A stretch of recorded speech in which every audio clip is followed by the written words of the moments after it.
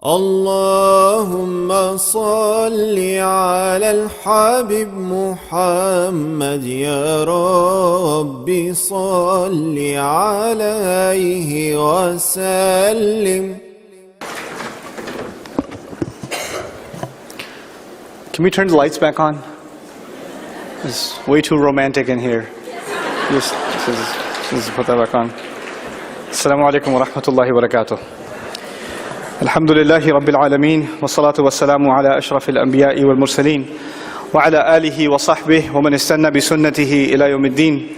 Allahumma ij'alna minhum wa min alladhina amanu wa amilu salihat wa tawasaw bil haqq wa tawasaw bis sabr. Ameen ya rabbil alameen.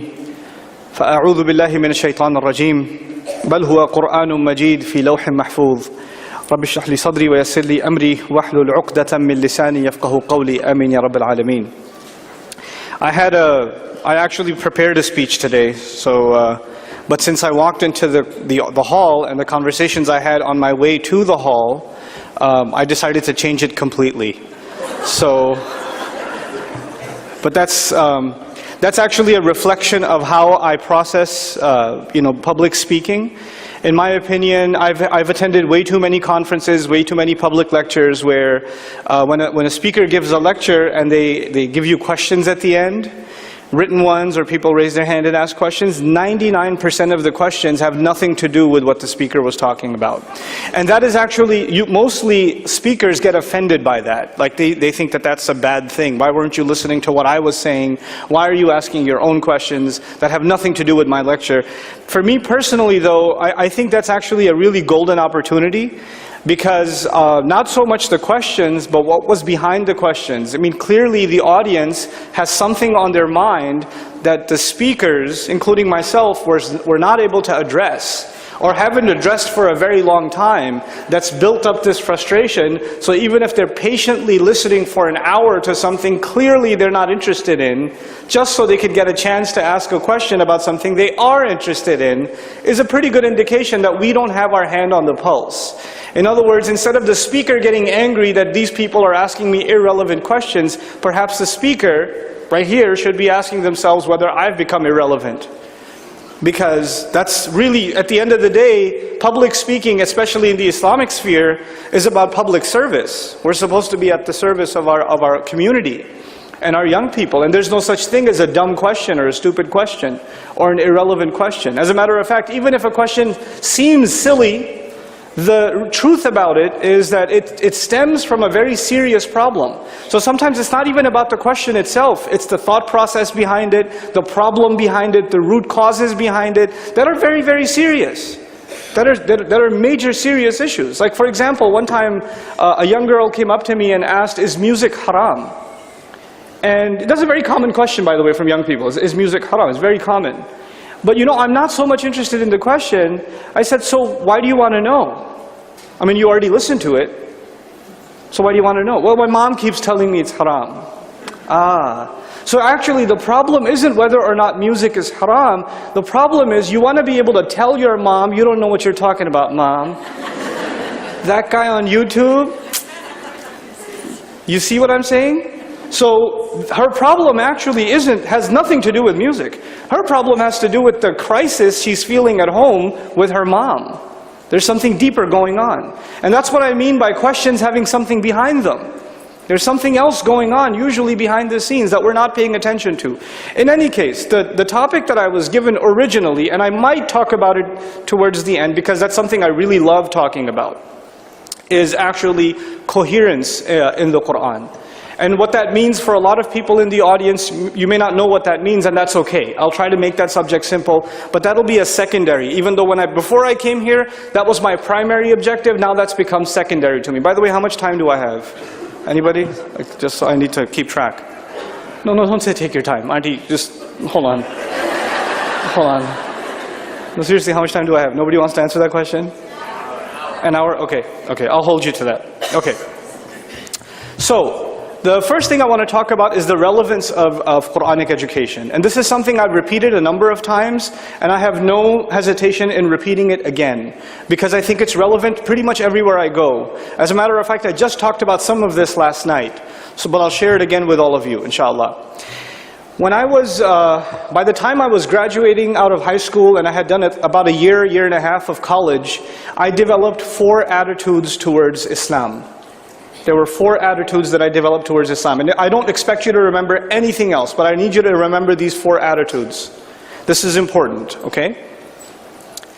And these attitudes, obviously I'm born in a Muslim family, I've been raised in a Muslim family, I've attended khutbahs and talks wherever my dad would take me, etc. all my life. And then we're not super religious at the time, but we do go to Jum'ah at least. I've heard enough speeches, you know, I know what a sheikh looks like, etc. You know, and as a result of whatever exposure I had, and by the way, most of my education was in the Muslim world. It was either, you know, even though my early schooling was in Germany, it was in Saudi, a little bit in Pakistan, and mostly in the United States. But let's fast forward. How many attitudes did I develop? 4. Here's the first one. The first one is, every time I hear somebody talk about Islam, they keep telling me that the really good people lived a long time ago, and really, really bad people, if you want to find them, where do you find them? Right now. So we're all really messed up and they were all really awesome. And the great golden days of Islam are not ahead of us, they are where? Behind us, right? And so everything good about Islam is already done. It's actually a part of history. And most of the time I'm just made to feel bad that I don't live at that time. Just pretty much. And this is not some propaganda from some non-Muslim evangelical or, you know, some philosophy professor. This is my own impression of my own religion based on what I've heard from the minbar, from the khutbah. Over and over and over again. That good people lived a long time ago, we're pretty much all terrible people. This religion belongs in ancient times. And if you really want to bring the good days back, then you have to live and act like it's 1400 years ago. You cannot acknowledge that you're living in 2015 or 1998 or whatever. You can't do that. You have to imagine that you're living in Umar bin al-Khattab's time, radiyallahu ta'ala anhu. You should almost feel guilty that you don't have a camel parked outside. That's the first attitude.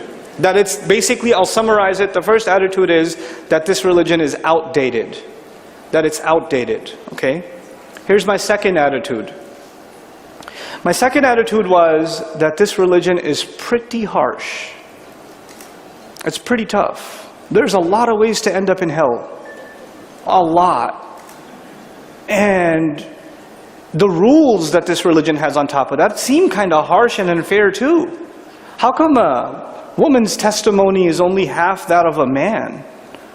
How come, you know, how come a man can marry 4 women?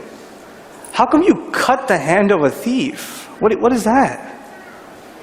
Why did the Prophet say this? Why did the Qur'an say that? And there were so many things that when you first hear it, you're like, really? Am I the only one who's kind of bothered by that? Or is that like, no, you should just believe it, don't question it. And I started developing insight. I never said it, because you know what happens if you say it. But if you're from Pakistan, you really know what happens if you say it, you know. You know, so the religion is harsh and unfair. That was my second attitude, harsh and unfair. The third attitude that I developed was that this religion, okay, you know what? I'm going to give it a shot anyway. Yes, it's harsh, it's unfair, yes, it's outdated, but I'm still going to try to be a good person. Let's see. You know what? I kept getting told, no matter how much you pray, your prayer's probably not good enough. You probably made 80,000 mistakes in the wudu that lasted 30 seconds. Your Hajj probably didn't even count. Your prayers didn't count. Your recitation of Qur'an didn't count. As a matter of fact, you could grow your beard or dress Islamically, put a hijab on if you're a girl. You could do all that stuff, but you're probably a hypocrite. Chances are you're a hypocrite. In other words, no matter what you do, it's probably not good enough. Chances, I mean, some people will go to Jannah, yes. But you, I mean, look at you. Are you serious? You? Jannah? I mean, come on. You know? So my third attitude was that no matter what you do, it's never going to be good enough. It's a battle that you cannot win. In Islam, you just can't win. As a matter of fact, I was told stories of people that were so righteous, and they were so amazing, and they did so much, and apparently even they were afraid that they weren't good enough. So forget about me. I mean, you're talking about like Olympic championships, spiritual people, and here I am. These are people that like, feels like they never leave the masjid or something, and I barely see the masjid, and they're afraid of being in hellfire, so I'm pretty much guaranteed. That was my third attitude. You can't win in Islam. You can't win. So now, what was my first attitude? It's outdated.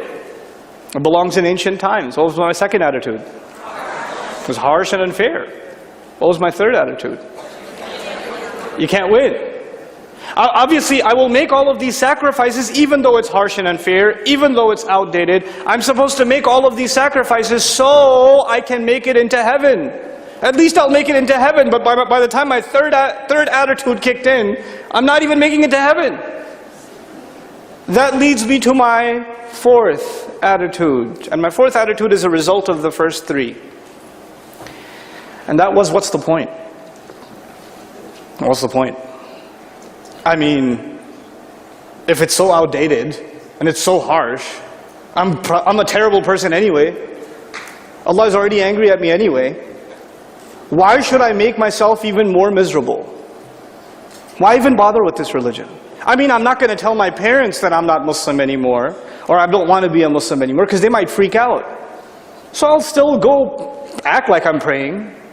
But whatever, dude, let me just live my life. Let me just live my life. These were my conclusions when I was in college. This was going on in my head when I was in college. Now I'm going to fast forward a little bit. We are living in a time much later than my time, and these attitudes that I developed them not because I watched a YouTube video. I didn't develop them because, you know, some evangelical came to me and preached to me. I didn't develop them because some professor came and messed my head up. In other words, my attitudes were developed as a result of exposure to Islam from Muslims. So the things I felt did not come from non-Muslims. The things I felt came from where? From Muslims. From Muslims.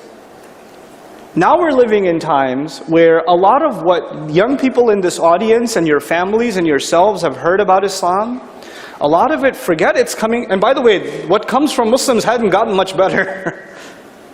So the problem still remains. But on top of that, there's an extra layer of what non-Muslims are saying about Islam. And on top of that, there are people like me, my old self, who had these same four attitudes, who've become bold, who say, you know what, I'm not going to stay quiet about this. I'm going to speak, I'm going to write a book about this. I'm going to go on a talk show about this. I'm going to be interviewed on CNN about this. I'm going to do a symposium at a university about this. And these people have become famous, and they're talking, and actually when they talk, it reminds me of myself. Other Muslims, when they hear them, say, Astaghfirullah, have you watched this video? I was like, yeah, it's pretty nostalgic. Trip down memory lane as far as I'm concerned.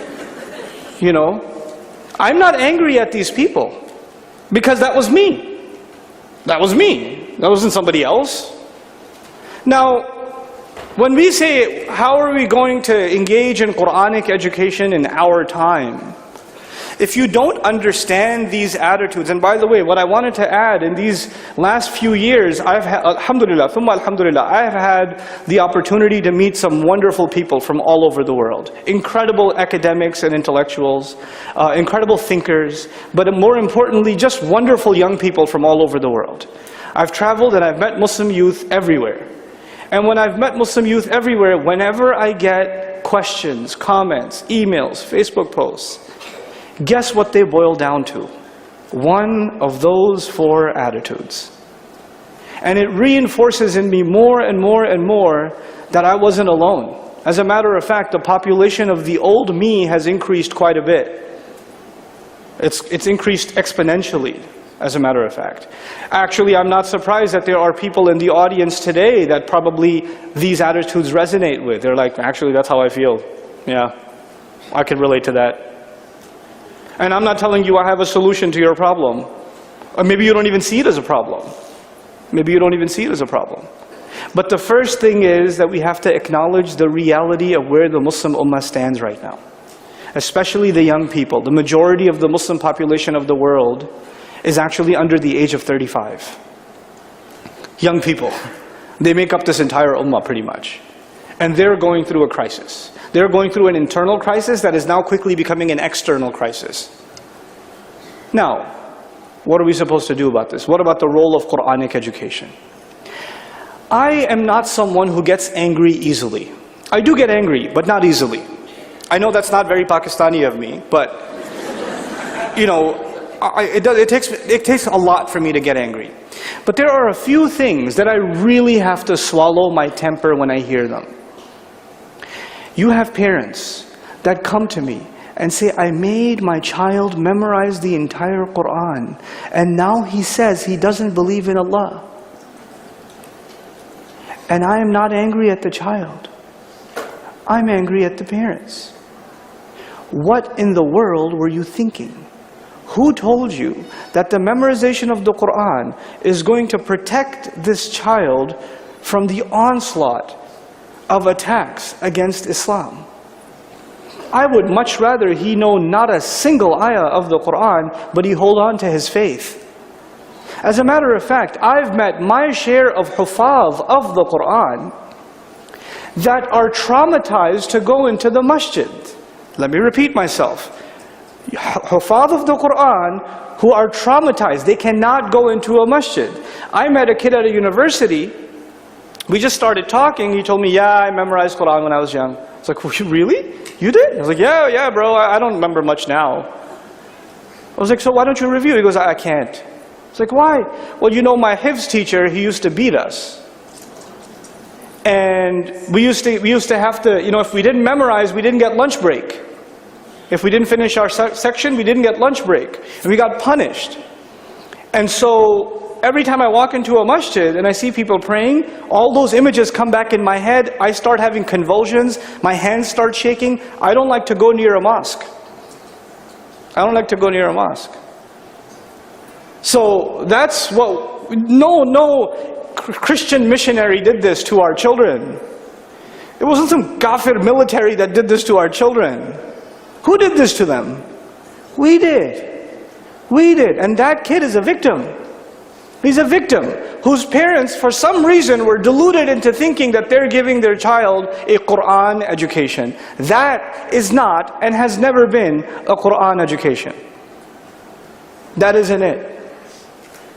You know, some of you who follow my work, I am absolutely obsessed with Ashabul Kahf. I'm obsessed with these young men that are described in the Qur'an. And you know what really obsesses me about them? Is that they know nothing. They don't know anything. They don't have any ijazah in anything. You're reciting, Am hasibta anna ashab al-kahf. And your shaykh says, Kahf. And he's going to fix your tajweed when you recite. That's cute. But, listen. These young men, they don't know a single verse of the Bible. They don't know anything. They know nothing. They came to the conclusion, we can't be worshipping idols. There has to be one God, all on their own. And that was enough for them to stand against an entire society that wanted them to live an easy life. They just wanted them to live an easy life. And they stood up against that with no knowledge whatsoever, just character and conviction. That's all they had. That's really all they had. And yet they become, these young men, they become an inspiration for Muslims who will go through fitna in the worst of times, so we will have to remind ourselves of their legacy every Friday. Isn't that something? It's really remarkable what we've done. We have taken the outer shell of Qur'an education. Qur'an education was actually supposed to be transformative, but we've made it informative. We've turned it into a trophy. We've turned it into things you can show people. MashaAllah, he's memorized 10 juz, he knows tajweed, he knows his makharij, he knows the qira'at, he knows, you know, and then you get into the Arabic, he knows the i'rab, he knows the nahu, he knows the balagha, he studied the tafsir of Ibn Kathir, rahimahullah, Qurtubi, Tabari, Jalalain, Razi, etc., etc., etc. And he knows all this stuff. She knows all this stuff. That's great. All of that is just outwardly. The function of the Qur'an, its primary function is supposed to transform you on the inside. It's supposed to change how you feel. It's supposed to change how you look at yourself, how you look at others. It's supposed to be about the attitudes we carry in life. But unfortunately, very unfortunately, that aspect of our education is basically has been deliberately or accidentally removed entirely from adult and children's education. And Islamic education today, like, I was, a little bit of my time I spent in Pakistan. Muslim country. When I received my 8th grade Islamic studies education, we were told to memorize certain surahs. Then we were told to memorize the explanations of said surahs. Not understand the surahs, memorize the explanation of those surahs.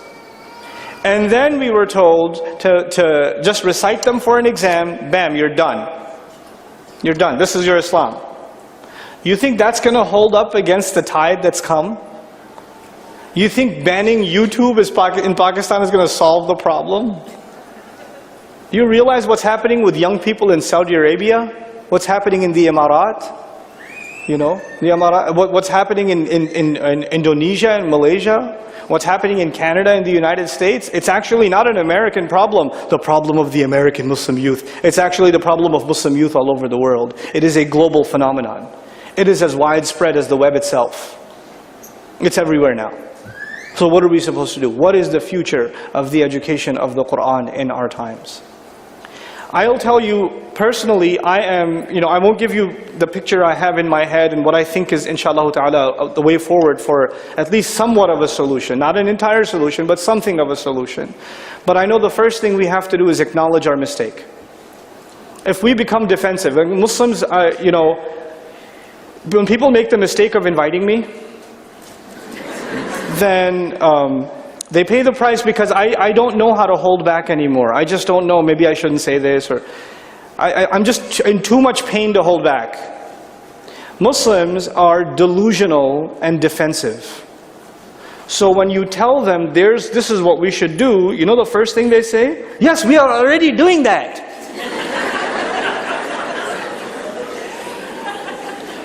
You'll give a lecture about how you need to take care of the young people in your community. The first comment, Jazakallahu khairan brother, mashallah, everything you said, we already do it. Really. You already do it. I hope that makes you feel better.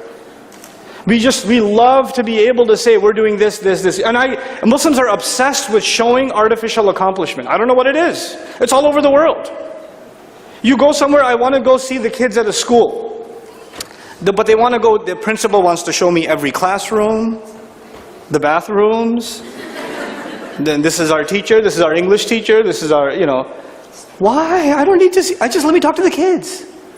Let me talk to the kids. And then when the kids, this was the funniest thing. I was in an Arab country one time, they wanted me to see these kids at a school, right? So the principal calls in an assembly and these kids are sitting like military, like this. You will show the proper respect, Mr. Nouman Khan. And I was like, could the teachers please leave the room? Because the teachers literally look like security guards watching inmates. And these kids could not be themselves. They're not even comfortable sitting in those chairs because of this pressure on them. Could you guys let me just talk to them? And these kids, like, when I talked to them, you know what, they were in shock for a while. Like, are we allowed? One kid actually laughed at a joke. And then he's like, like, what have we done? What? That's education? That's what it means to show respect to your teacher, to be terrified of them? That's what we've done. We've traumatized children, institutionalized traumatizing of children. That's what we do abroad. What do we do here? We tell them the most boring stories in Sunday school and kill them to death with our, my God. There needs to be a top-down, bottom-up, any way you look at it, there needs to be a complete rethinking of what it means to teach Islam, to engage the Qur'an. And if you don't begin with critical thinking, I don't know where we're going to end up. We have to create a space where young people can ask their questions, and they're not going to be told, Astaghfirullah al-Azim, there's a shaitan on you, let me do some ruqyah on you, let me blow this, you have a deep spiritual problem. Hold on. The problem might be spiritual, I agree. But if you don't allow a space where young people can feel free to ask their questions, then guess what? They get that space elsewhere. They get it at the university, where they can ask whatever question and it's fine. And we can discuss it. As a matter of fact, they get far more support, emotional support. This is intellectual support, right? The college is an open intellectual environment. Have you seen what churches do? Wallahi, it'll make you cry. They're incredible. I live in Texas. I have some of my students, my Arabic students, a bunch of sisters one time, they were sitting at a restaurant, like a Texas King, like a Punjabi restaurant, and they got invited to a church. And they said, okay, let's just go, let's see what they do. So they sat there for an hour. And what does the preacher do? The preacher didn't give any sermon. None. Who's got a problem? Guy starts talking about, I just lost my job. It's tough times right now. I just need some prayer. And then the preacher goes to everybody, pray for Hank. Pray for a job for him. And then somebody puts his hand on his shoulder. It'll be all right. It'll be all right. You know, and somebody else gives him his cookies. And somebody else. And then who else has got a problem? I got a problem. And then, you know, and they're just talking about what they're going through in life. And everybody else is like feeling for them, praying for them. They didn't come there to learn. It wasn't an ilmi halaqa. But man, they left fulfilled. Somebody cares about my problem. Somebody cares. You're like, oh, the Christians, you know, they don't have anything. They have like 3 is 1, 1 is 3. It doesn't make any sense. You know, hold on. We're not talking about their theology. We're talking about how they treat people like human beings. What do we do in our masajid? What do we do in our... Somebody says they have a problem. Somebody gives a lecture on some super academic thing, like the fiqh of selling camels or something. And then some guy raises it, I have a question. What about alcohol? What about this? What about that? What about children who speak against their parents? Etc., etc., etc. And the shaykh says, please, this is not our subject today. Please sit down. Somebody else with a question. That's what we do, don't we? Instead of giving people the space to hear them out, we'd rather shut them up. No more time for questions. As a matter of fact, when our speakers go to programs, they are surrounded by a security team in many conferences, and it's actually much better in the US and Canada. It's really bad in the Muslim world. Oh my God, they actually literally have a security team that pushes people away. No. He has to go to the special super crazy lounge where he's going to take 80,000 pictures with people that really don't care. You know? Thank you. Okay.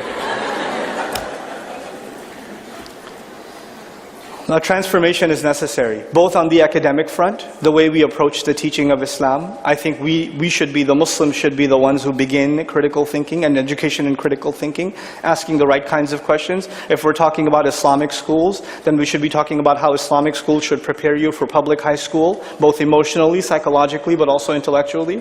If we're talking about Islamic high school, then the first introduction to philosophy, anthropology, sociology, you know, evolutionary biology, those kinds of subjects that shake somebody up in the first semester of college, those kinds of subjects should not be dealt with the first time at the hands of non-Muslims, but actually by Muslims who know what they're talking about. This is what needs to get done. If this doesn't get done, then why are you surprised that these kids are shaken up? If nobody's, you know, quit blaming these kids. It's not their fault. It's really not their fault. Yes, we don't have the kind of resources, but you know what? You don't need many resources anymore. There are social media networks out there. What used to take millions and millions and millions of dollars to propagate, you can just throw on YouTube. If it's a powerful idea, it'll resonate. It'll get out there. We just have to up our quality, up our game. Those of you that have gone through a faith crisis and Allah has brought you out of that crisis, you are actually morally obligated to do something about others who are going through that crisis. You're obligated to do something about it. You know? Yes, we're going to continue to pray for our young. People are going to say, well, you know, why don't you talk about children disobeying parents, or parents, you know, being oppressive to children, etc., etc. Look, a lot of this has roots. There's a reason why this stuff is happening, not just because kids are bad. It's not just because kids are bad. There are actual psychological, emotional, sociological, yes, also spiritual reasons. But if you just reduce it to spiritual causes, shaitan got to my child, you're not going to find the answer. That is not how answers are found. And that is not how the Prophet ﷺ dealt with issues. That's just not how he dealt with it. People came to him, and he was actually one of the most remarkable psychologists that ever lived. He understood where people were coming from emotionally, and dealt with them accordingly. Even if they're talking about the same sin, he'd offer them different remedies, because he understood that not every case is the same, ﷺ. Not everything is black and white. So we have to develop this nuance. The other thing that we have to develop in Islamic discourse, especially at the level of community, is we have to understand the concept of ud'u ila sabili rabbik. Ud'u ila sabili rabbik. Allah does not say ud'u ila al-Islam. Call to submission. He didn't say call to submission. He said call to the path of your master. Now by definition, a path, please listen to this carefully, by definition, a path is not the same as a destination. A path leads you to a destination, but a path is not the same as a destination. So when I invite you somewhere, if somebody was inviting you to come to this program, they would not invite you to the 295 or the 495 or the 395. They would invite you to this address, right? They wouldn't invite you to the path or the road. They'd invite you to the destination. Isn't that true? But Allah uniquely says in the Qur'an, invite people to the path. This is remarkable. And it's very important to understand this, the hikmah in that, just that expression alone.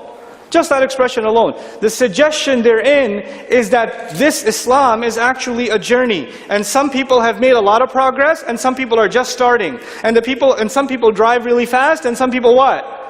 Drive really slow. Some people are going to make progress over a long period of time. Some people are going to go 0 to 60 in 1 second, 2 seconds. They're going to get there. And you cannot expect every driver on this road to move at the same pace. You cannot compare people to each other. You certainly cannot compare them to the Sahaba. You certainly cannot do that. The Qur'an actually acknowledges that people change over time. This is the reason for which Allah did not reveal the prohibition of alcohol, which is, by the way, rijsum min amal shaitan, an abomination from the work of the devil. It's not just haram, it is something from the devil. And yet Allah did not stop people from something from the devil in the entire Meccan Qur'an. It took time. Allah took His time taking people off. And that's the best generation. If the best generation could not have handled it quickly, why do you expect somebody who learned something about Islam should transform themselves immediately? We have unrealistic expectations from people. It is not Islam that has unrealistic expectations. I came to learn later on the hard way. It wasn't Islam that was harsh. It's people that are harsh. It's people that are harsh. It's people that impose harsh restrictions on other people. Did you know how many prayers you have to pray a day? 5. Then you hear a lecture. Whosoever does not pray their 5 prayers will burn in the hellfire, and they're going to be treated like kuffar, and we don't even know if we should make janazah for them, etc., etc., etc., etc. Inna lillahi wa inna ilayhi raji'un. Man, I came to Jumu'ah out of faith, and I just learned that I'm a kafir. That has actually happened to me. I've heard those khutbahs before. But nobody ever gave me a khutbah about a man coming to Rasulullah sallallahu alayhi wa sallam, ubayi'uka ala salatayn. I am ready to pledge my allegiance to you, but I'm only going to pray 2 prayers a day. And the Prophet says, okay. Go ahead. And the Sahaba are in shock. What, 2? And he says when he tastes the sweetness of salah, he will come to 5 on his own. He's on a path. And that path began with 2. And the Rasul of Allah sallallahu alaihi wasallam recognized that there's a progression. It's okay. Instead of saying, by the way, I'm giving you 2, but I really mean 5. Nothing. Just, oh, it's okay. It's okay. Good enough. Subhanallah. The Sahaba were asked to do so much. They were asked to sacrifice so much. From the beginning of the Prophet's career to the end of his career, how many incredible sacrifices did these companions have to make? Yet, one of these people comes to the Prophet ﷺ and says, just tell me something I can do, and I will only do that, I'm not going to do anything else. And the Prophet does not say, you have to join me in battle, you have to make hijrah if I ask you to, you have to do this, you have to do that. No, no, no, no, no. Just say la ilaha illallah and be committed to that. Just commit yourself to that. And some ulama say, but thumma istaqim, qul la ilaha illallah thumma istaqim, be committed to that. That includes all the teachings of Islam. Bhaijan, yes, includes all the teachings of Islam, but thumma istaqim is being said to this guy who's not an alim, who does not understand comprehensive speech. He's just some Joe who walked in and said, just tell me something I gotta do. He said, say la ilaha illallah and be serious about it. And they go, oh, be serious, by which you mean do all things Islam. He didn't think like that. Okay, I could do that. And he walks away. Because the Prophet knew, sallallahu alaihi wasallam, at least he's planting a seed. At least he's getting started. My attitudes in the beginning. My attitudes in the beginning. I realized over time, none of them were the problem of Islam. All of them were the problems of Muslims. All of them. They presented Islam as something that belongs in ancient times. We did that to ourselves. We presented Islam's teachings as harsh. As a matter of fact, where there is no harshness, we interpret it as harshness. Because it's not harsh enough for us. Because unless it's harsh, it must not be Islamic. To be more Islamic, you have to be more socially awkward. That's the definition in some people's head. You know? And taking out from the equation the rahmah and the beauty and the wisdom of the deen of Allah subhanahu wa ta'ala. You know, one of my mentors in Islamic studies is Dr. Akram Nadwi. And I encourage you to look him up. Just the most adorable man, by the way.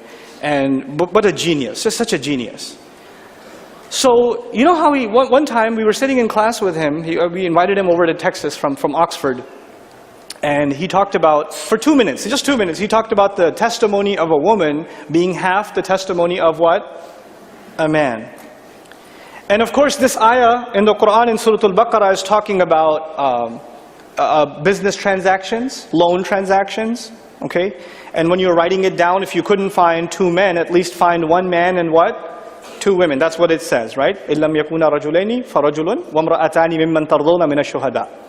So he's talking about this ayah. He says, okay, let me compare 2 things for you. He starts this way. He says, here's a business transaction worth $100. And here's a transaction which will ensure that a saying of the Prophet ﷺ will remain secure. One transaction is worth how much? $100. The other transaction will ensure the protection of a hadith. Which transaction is worth more? The protection of a hadith. He says, when a huge percentage of all the hadith of Islam are coming from Aisha radiyallahu ta'ala anha, how many women? How many women? 1 woman. How come the testimony of 1 woman is good enough for something that is actually priceless in Islam? And you think a woman's testimony is half that of a man. And I said, oh, snap. I never thought about it like that. You know. That's why you need smart people teaching Islam. Not anybody who's just quoting something knows how to understand Islam. We've confused just being able to cite the text with analysis of the text and understanding, wisdom behind the text. And when it's presented with wisdom, wallahi al-azim, wallahi al-azim, it's something remarkable. I just came from New York. One of my friends, he's now actually he's in psychotherapy. And he actually takes Quranic concepts and presents them at the hospital trainings without telling people it's Quranic concepts. And his colleagues that are much more qualified than he is are raving, where are you getting this stuff? This is amazing. There was just a study of people who spend time staring at the sky are at more peace with themselves. They feel less stress and they tend to be more generous. وَإِلَى السَّمَاءِ كَيْفَ رُفِعَتْ أَفَلَمْ يَنْظُرُوا إِلَى السَّمَاءِ فَوْقَهُمْ. Didn't they look at this? Why didn't they look at the sky? You'll notice there are passages in the Qur'an where Allah talks about spending and He talks about the sky. And now there are studies on this, and no Muslim did this study, by the way. No Muslim did this study. And you're like, whoa, we already had that. I mean, I never do it, but we had it. You know? What I'm trying to say once again, all 4 of those attitudes are not a problem of Islam. It is unfortunately a problem of an unintelligent, unfair, disingenuous representation of Islam. So it is high time that the Muslim community that is trying to come to its senses takes charge once again. Puts the smartest of our intellectuals, the smartest of our scholars, the most level-headed of our people, put the onus on them on teaching this Islam the way it's supposed to be taught. And not just teaching it the way it's supposed to be taught, meaning write a PhD paper, or write another book, or give another 4-hour lecture. No, because that's never going to reach a 16-year-old. My old 16-year-old self, my 18-year-old self would never be interested in a fatwa. What does that mean? Fat what? You know, I wouldn't be interested in it. What would I be interested in? I'd be interested in a movie. I'd rather go see a movie. I'd rather go see, like, I don't know, I'll play a video game. I would. You know what I want to see? And inshallah ta'ala, make dua that it's not just something that I have in my head, that pretty soon this sort of thing starts getting materialized. I had a picture in my head about, you know, there's a lot of talk, for example, about young people turning to extremism, right? And being drawn to, like, you know, militant rhetoric within Islamic discourse, right? So there's a lot of discussion, especially in this part of the country. There's a lot of conversation about that, right? So I was discussing something with a bunch of film producers not too long ago. What if there's a movie of a bunch of kids, young guys, who get arrested, and they all get thrown in like a Guantanamo Bay or something? And some of these guys are actually arrested because they were trying to blow something up. But some of these guys got arrested because they got falsely accused. They don't have any aspirations as such. They're good Muslim kids, but they got arrested. And now all these kids, the super jihadi militant kid, and the kids that are level-headed, and maybe even a scholar, they're all sitting in a jail cell together. Do they see Islam the same way? They don't, but they have to spend a year or more in that jail cell together. So guess what? They're going to start talking about what Islam means to them. And it's going to get heated. I want to see a TV show like that. All 12 episodes. Let it all hang out. Let it all go. Let the kid bring all his daleel. Let them fight. And guess what? If you took those arguments, here are the arguments of those who say, you know, killing is this, and these are the fatwa, and these are the ulama, and these are this, and you put like this thick of a paper together. Anybody going to read that? I'm interested in reading it. I can't survive past the second page. But if you make a movie out of it, make a TV show out of it, make a compelling film out of it, guess what? Yo, did you see that? That was crazy, yo. Why? Because the world will consume what? Film. By the way, this is not some liberal, modern, progressive concept. Presenting Islamic ideas through creative media. As a matter of fact, that in its core is a Qur'anic concept. وَالْعَادِيَاتِ ضَبْحًا فَالْمُورِيَاتِ قَدْحًا فَالْمُغِيرَاتِ صُبْحًا فَأَثَرْنَ بِهِ نَقْعًا فَوَسَطْنَ بِهِ جَمْعًا. Those ayat of Surah Al-Adiyat have nothing to do with the Akhirah. They have nothing to do with the Day of Judgment. They have nothing to do with the Sahaba. They have nothing to do with jihad fi sabilillah. That hasn't even happened yet. It's a Makki surah. They just have to do with epic horses that are going into battle. An action film. And by the way, if the Arabs loved something, it was an action film. And if it had horses, what? Fast and Furious. It got their attention. The Qur'an got their attention. Because Allah knows there are some things that captivate the mind, that's looking to be, to be entertained. And those ayat, if you study the imagery in them, it's remarkably entertaining. If some young creative people put that into film, people will watch. They'll make an epic trailer. You know how they have epic trailers? Horses riding, swords, there's an enemy standing there, spears ready, and as soon as the clash is about to happen, this ain't bro. I have to see this. That's literally what the Qur'an did. We need to not just learn what the Qur'an says. We need to learn how it says it. Allah has a divine way of teaching things. You have to internalize that and translate that into how education is going to happen for the ummah. How it's going to take place. We have to develop this nuance. And by the way, that responsibility squarely falls on the shoulders of Muslims living in the West. Let me tell you why. Because much of what I'm saying to you, in many, many parts of the Muslim world, either the Muslim world is on fire, literally, or there are people who have fires raging inside of them. If I was giving this speech in Pakistan, I'd be dead in the first 5 minutes. I'm not exaggerating. I'm not exaggerating. Uncles come to me all the time, "Aap Pakistan nahi aate." And I keep telling him, "Meri ammi nahi aane deti." You know, my mom doesn't let me come. I don't come to Pakistan. Yeah, I don't come to Pakistan. Are you crazy? I'd love to come. I'd love to come, but I mean, come on. Yeah, well, you know. We do shoot people every once in a while, but there's still plenty of people left alive. You know? So the ummah is on fire.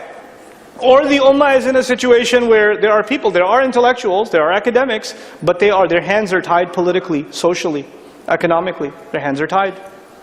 There are entire institutions of scholars, and again, you guys made the mistake of inviting me, so I'm going to tell you like it is. I was in a gathering of scholars one time. Scholars, traditional scholars, I won't tell you from where, because I don't want to demean any institution. I'm sitting in this gathering, we're having dinner, and they invited the deviant guy, me. And we're sitting there, and that earlier that morning, I was discussing the ayah about hitting women with another scholar that I really admire. And he helped me understand it, and I'm not going to explain that ayah to you. Don't even ask me in the QA session. But if somebody's doing it, you better watch it. لَا تَضْرِبُوا إِمَاءَ اللَّهِ. Don't hit the female slaves of Allah. And if you think you're applying the ayah of the Qur'an, think again. All you're applying is shaitan. That's all you're applying. Because that does not apply to any of your situations. It does not. And if you want to challenge that, I don't want to waste my time on that, but if you want to challenge that, I'll be around. If you want to know what that ayah is talking about, and you want to be true to Qur'an, and that's what I wanted to give you in that other part, I don't know if I'll get to it, but contextualizing Qur'an, by the Qur'an itself.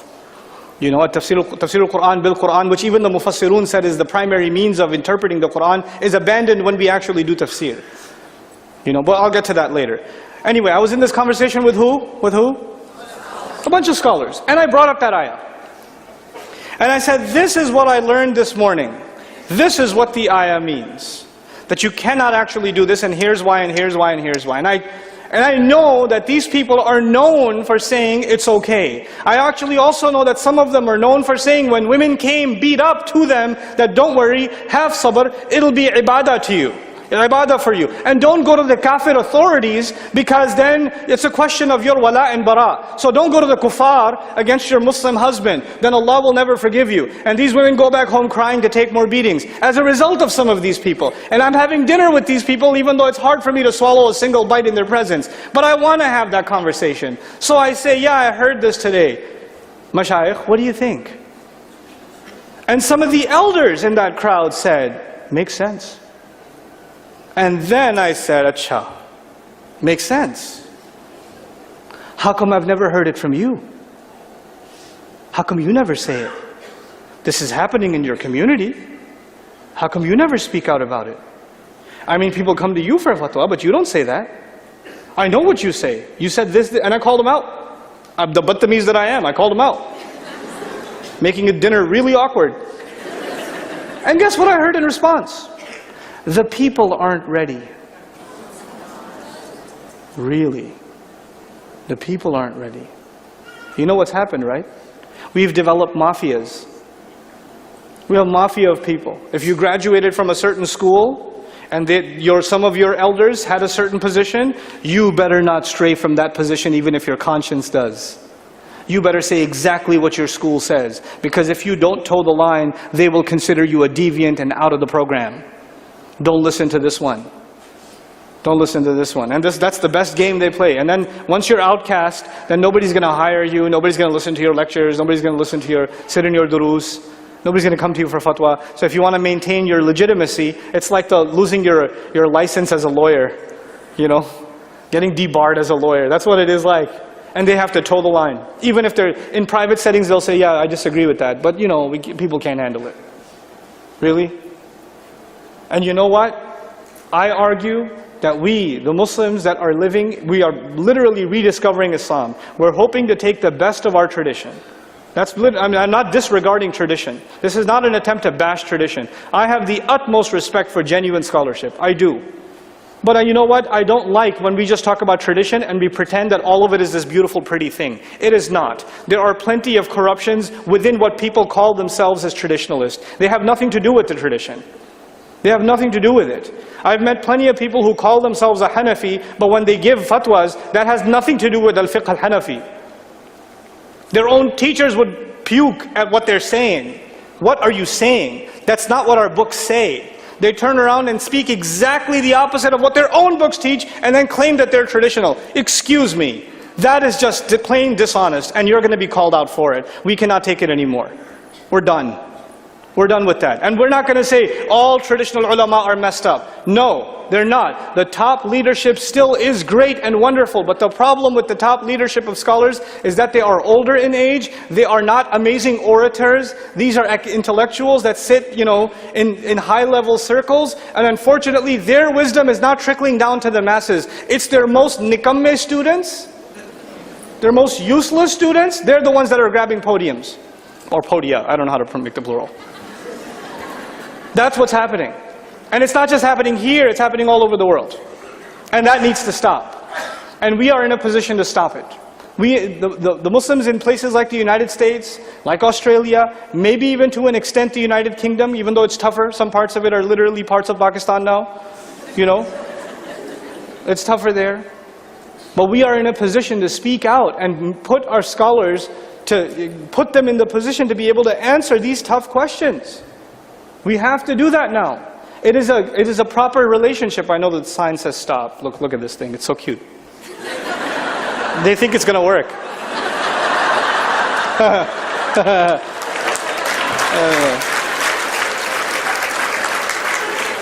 You told me an hour at 4:30. I'm going to take my hour. That's how it's going to be. So we have to develop responsible citizenship in the Muslim community. And we cannot, respect for scholars is not the same as, oh, the sheikh is here. And you start shriveling up when the sheikh, he's a person. You respect this person, and you respect their credentials, and you respect their knowledge, and you respect that they're older than you. All of that's great, but this whole shrivel up business, you need to calm down. When the Messenger of Allah ﷺ would be sitting in a gathering, people walked in, they wouldn't know which one's the messenger. It became a problem. People would walk up to like Zubayr and Umar radiallahu anhu, or Abu Bakr, Ya Rasulullah. He's like, excuse me, no, it's over there. That would happen. But now, when these people walk into the room sometimes, you can tell who's who. Because they've got like 4 people behind them in half ruku'. Well, what is that? Where did that come from? When did this happen? That is not the sign of a healthy society. If Umar bin al-Khattab can be questioned publicly, that means there's a transparency between scholarship and the community. That transparency is not disrespect. It is not disrespect. If angels can question Allah, are you going to put someone who's going to spill blood on the earth? Angels are questioning Allah. And we know they don't disobey Allah. We know they don't disrespect Allah. We know that already. لا يعصون الله ما أمرهم. So how is it disrespectful for you to just come and ask questions? Ask tough questions. Ask those questions. And we have to put our ulama to that test. We do. And there are great scholars and talent among our community. They really are. But they're underutilized. They really are. Now I'm going to take the rest of my